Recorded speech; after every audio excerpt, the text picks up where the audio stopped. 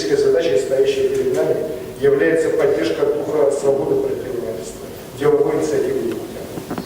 Для этого нам необходимо не просто снижать, нам надо ломать любые административные барьеры, устранять неконкурентные условия для малого бизнеса, обращая весь административный ресурс государства на борьбу с незаконным и нелегальным предпринимательством.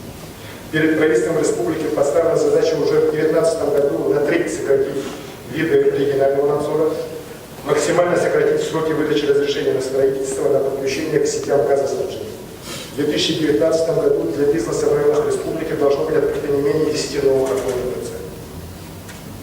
В этом году республика привлекла из федерального бюджета 1,5 миллиарда рублей на создание региональной лизинговой компании. Лизинговая компания будет выступать действенным механизмом по поддержке субъектов малого бизнеса. До конца года уже будут подписаны контракты на сумму 120 миллионов рублей. Во взаимодействии с малым бизнесом должны быть вовлечены все.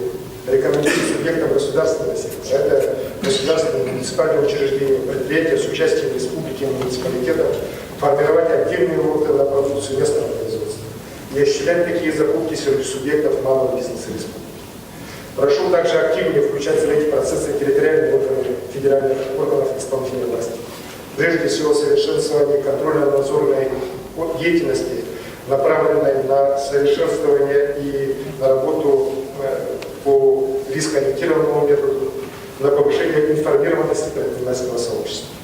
Улучшая бизнес-климат в республике, прежде всего мы должны держать во главе угла интереса малого бизнеса, наших местных предпринимателей. Это важнейшее условие роста благосостояния якутян и благополучия всей республики.